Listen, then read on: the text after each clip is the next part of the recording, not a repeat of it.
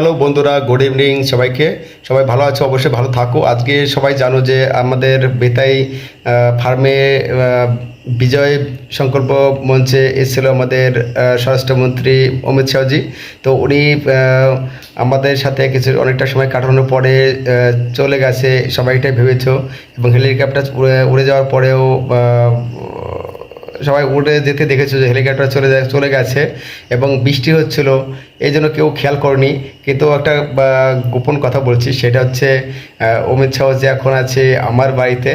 কারণ হচ্ছে ওনাকে আমি খুব অনেকটা রিকোয়েস্ট করেছি যে আমার বাড়িতে আসার জন্য। আমি অটোতে করে নিয়ে এসেছি, ঠিক আছে। তো এখন উনি আমার পাশে শুয়ে আছে, বিশ্রাম করছে আমার সাথে, ঠিক আছে। দেখতে পাচ্ছ উনি এতটাই লম্বা যে আমার খাটের বাইরে পা চলে গেছে, ঠিক আছে। তো ইনি এখানে আছেন। আর ওদিকে আমাদের বস মোদিজি, তো ওনার আবার একা একা মন লাগবে না দিল্লিতে। তো উনিও আমাকে আমার লোকেশন ট্র্যাক করে চলে এসছে আমার বাড়িতে। উনি এখন আমার এখানে চেয়ারে নিয়ে বসে আছে, আমার মোদিজি, আমাদের ভগবান, ঠিক আছে। তো উনি এখানে এখানে একটা বসে বলছে যে এখানে এসে বসে একটু রেস্ট করবে। তো আমার বাড়িতে চলে এসেছে দুজন বস। তো তো বন্ধুরা সবাইকে বলছি রিকোয়েস্ট, সেটা হচ্ছে কেউ এই ব্যাপারটাকে লোক জানাজানি করবে না। কারণ হচ্ছে আমার প্রতিবেশী কেউ জানে না যে এনারা দুজন আমার বাড়িতে আছে। তো কারণ জানাজানি হলে পরে সকালবেলা আমার বাড়িতে রিপোর্টার চলে আসবে।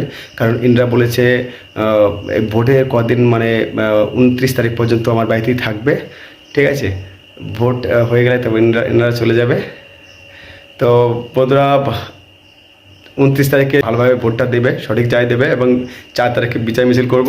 তো আস্তে আস্তে বলছি, কারণ হচ্ছে প্রতিবেশী কেউ জানে না এনারা আমার বাড়িতে আছে। সেক্ষেত্রে বলছি জয় শ্রীরাম, ঠিক আছে। 4 তারিখে দেখা হবে।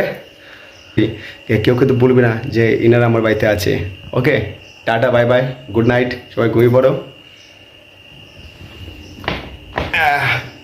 এখন আমরা একটু শুয়ে পড়ি, তারপরে কিছু সময় পরে মোদিজি সে আমাদের পাশে শুয়ে পড়বে।